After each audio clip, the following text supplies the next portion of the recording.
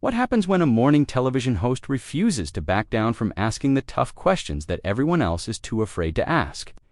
Today, we witnessed one of the most explosive interviews in British television history as Lorraine Kelly went head-to-head with Prince Harry in a confrontation that escalated so dramatically. It ended with security being called and the Duke of Sussex storming off set.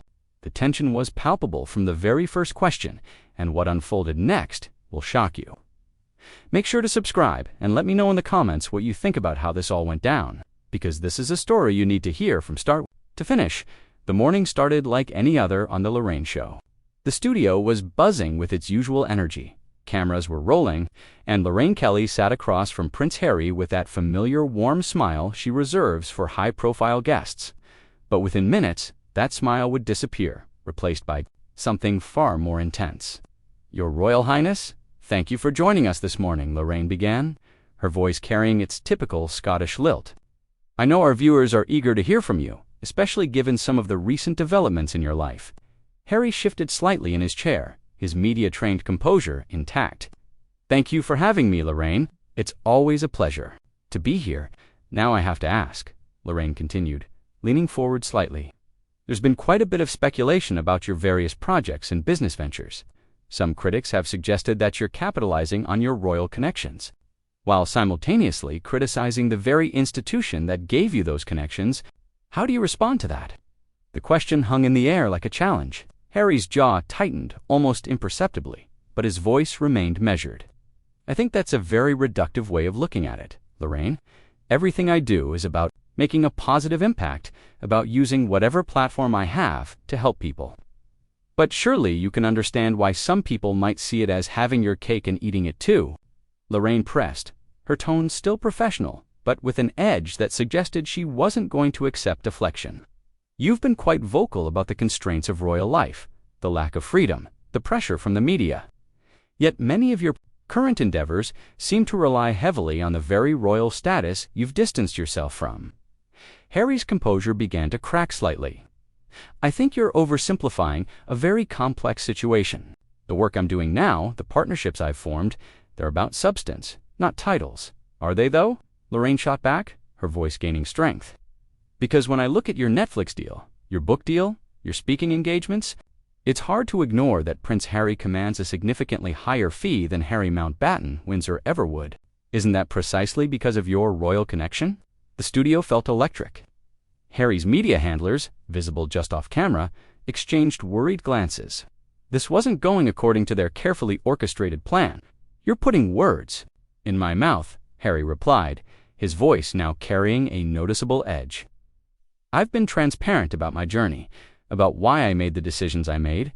I don't think it's fair to suggest that everything I do is somehow calculated or inauthentic." Lorraine wasn't backing down. "I'm not suggesting it's calculated, Your Royal Highness. I'm asking whether you can see how it might appear contradictory to criticize an institution, while simultaneously benefiting from your association with it. It's a legitimate question that I think deserves a straightforward answer, and I think," Harry said, his voice rising slightly, "that question comes from a place of misunderstanding about what my life has actually been like, what my family has actually been through." "Your family," Lorraine repeated, seizing on the phrase. "Let's talk about that.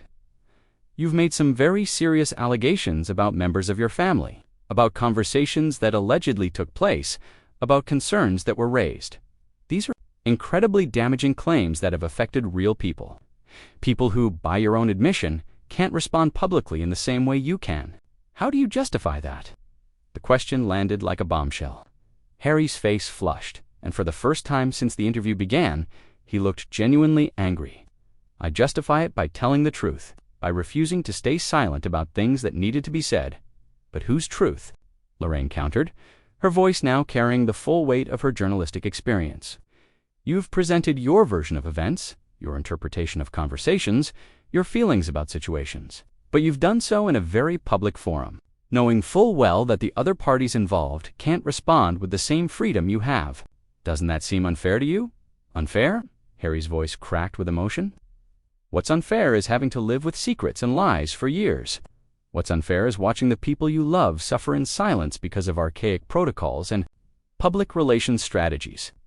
"I understand that you feel strongly about this," Lorraine said, her tone still firm but showing a hint of compassion. "But can you not see how your approach, your very public revelations, might have caused pain? Two people you claim to love. Can you not acknowledge that there might have been other ways to handle these situations?" Harry stood up abruptly, his chair scraping against the studio floor. "I think this interview is heading in a direction that I'm not comfortable with." Lorraine remained seated, her gaze steady. "I'm asking you the questions that I think need to be asked, the questions that many people are thinking but perhaps don't have the opportunity to voice directly to you." "These aren't questions," Harry shot back, his composure now completely abandoned. "This is an ambush. This is exactly the kind of media manipulation that I've spent years trying to get away from." The tension in the studio was now palpable. Camera operators continued filming, unsure whether they should stop. Lorraine's production team watched from the control room, torn between protecting their guest and supporting their host's journalistic integrity. Media manipulation? Lorraine's voice cut through the studio tension like a blade. She remained perfectly composed in her chair, looking up at the standing prince with unwavering determination. "Your Royal Highness, I'm a journalist. It's my job to ask difficult questions, not to provide you with a platform for unchallenged statements. If you can't handle legitimate scrutiny, perhaps you shouldn't be doing interviews." Harry's face was now visibly red, his hands clenched at his sides. "Legitimate scrutiny? You're twisting everything I say, putting the worst possible interpretation on every answer I give." "I'm asking you to explain contradictions in your public statements and actions," Lorraine replied coolly.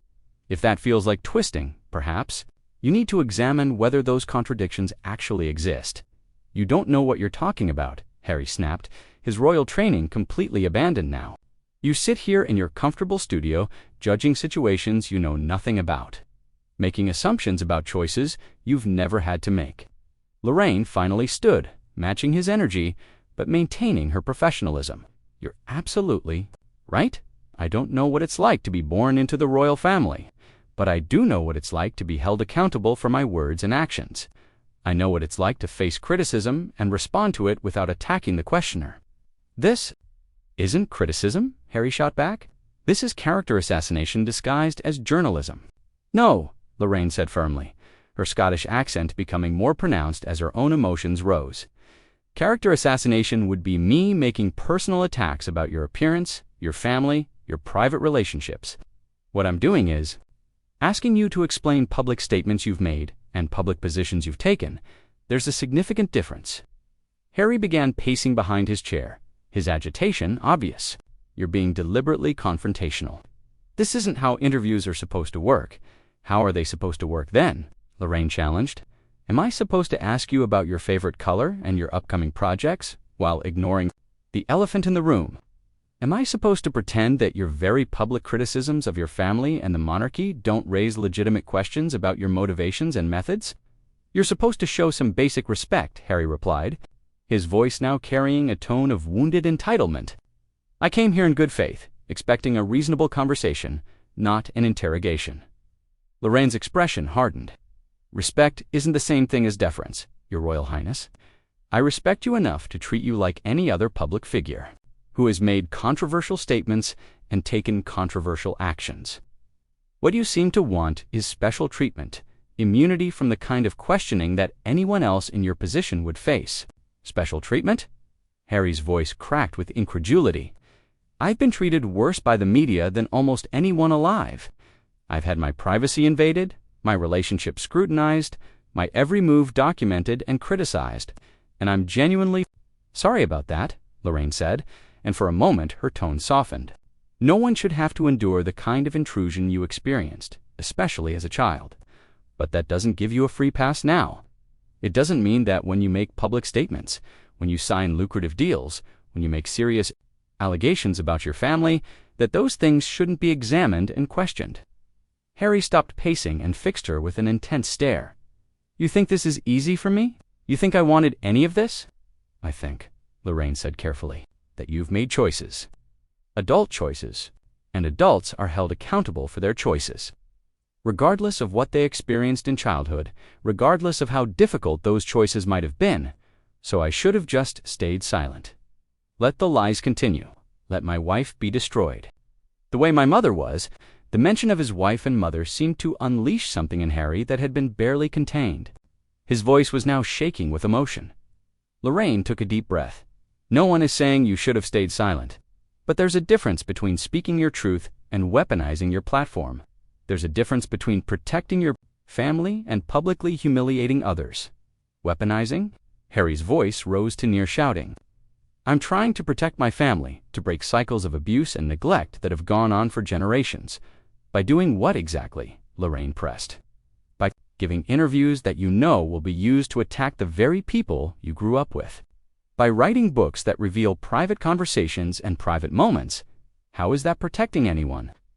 Because someone has to tell the truth, Harry said, his voice breaking slightly. Someone has to be willing to say that the system is broken, that it destroys people, that it needs to change. And you appointed yourself to that role, Lorraine asked.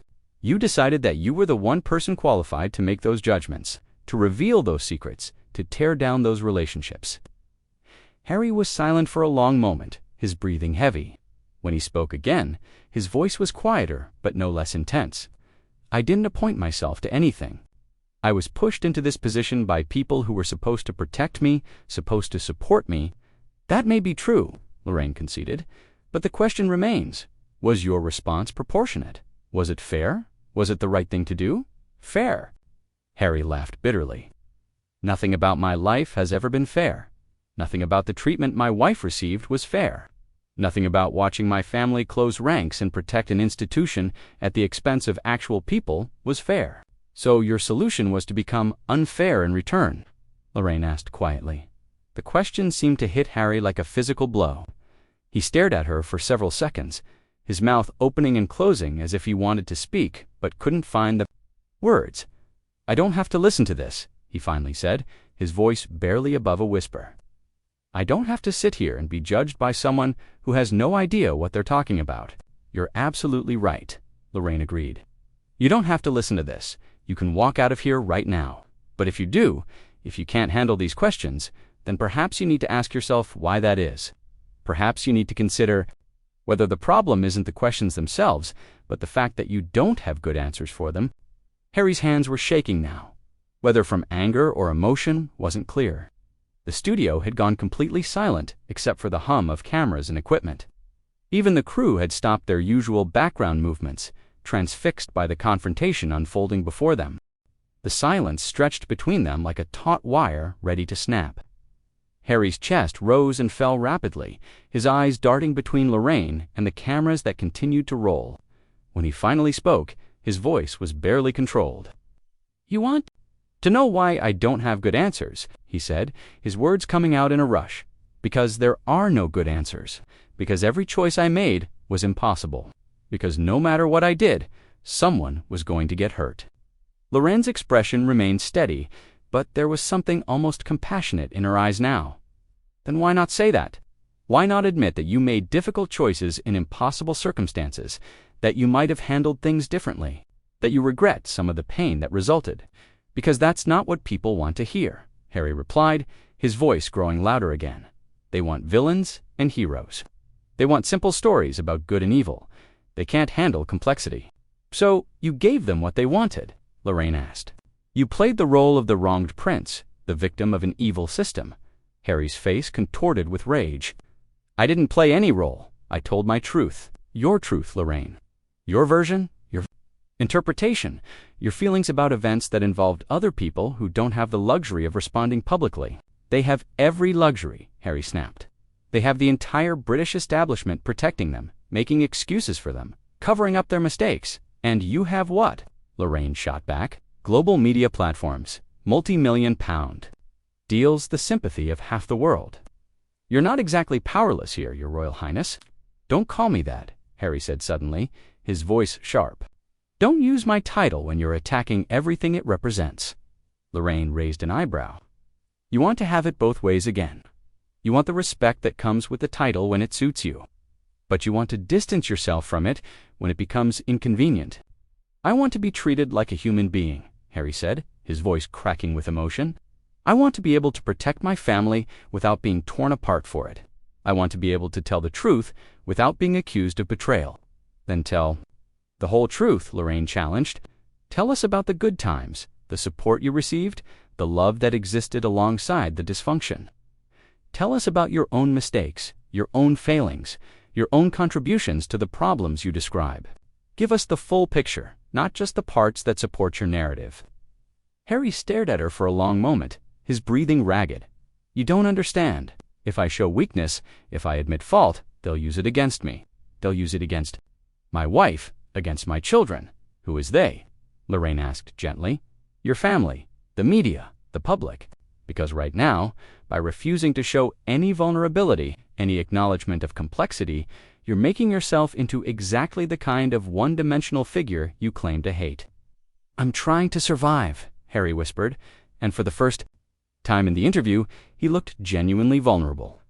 I'm trying to build a life for my family away from all of this madness. Then why do you keep coming back to it? Lorraine asked, her voice softer now but still probing. Why do you keep giving interviews, writing books, making documentaries about the very thing you're trying to escape? Harry was quiet for a long moment, his hands trembling slightly. When he looked up, his eyes were bright with unshed tears. Because I can't let it go. Because every time I try to move forward, something pulls me back.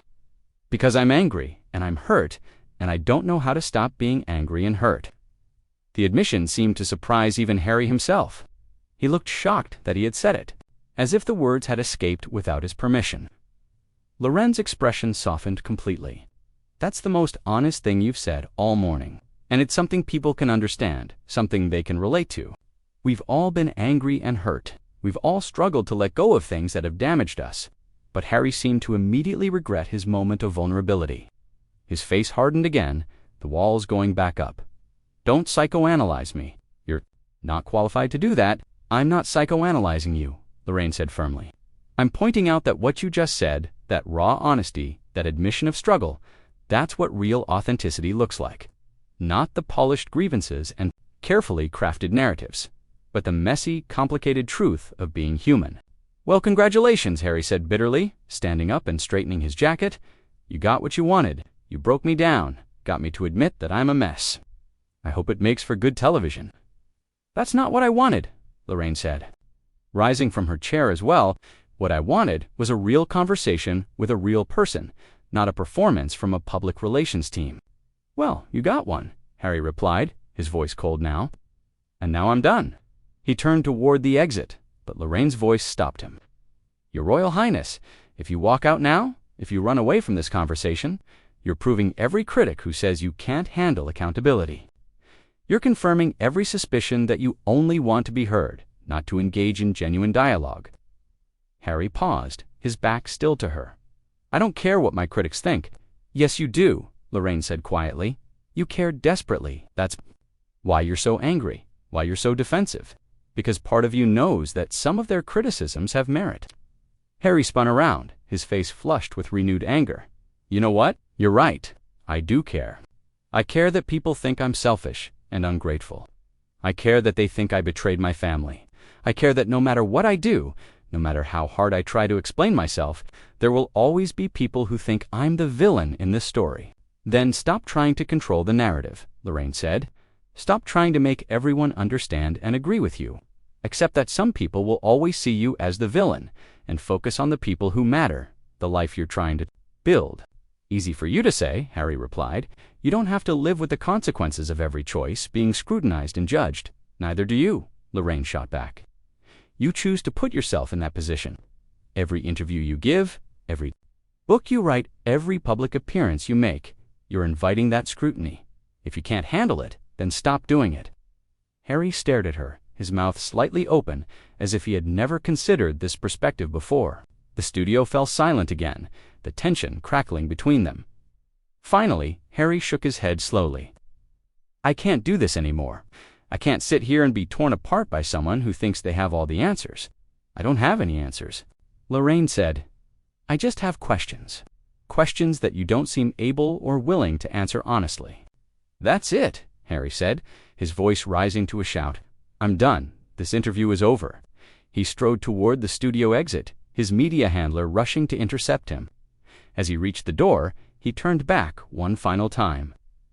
You want to know the truth, Lorraine, the truth is that I'm tired. I'm tired of being angry, tired of fighting, tired of trying to make people understand. But I don't know how to stop.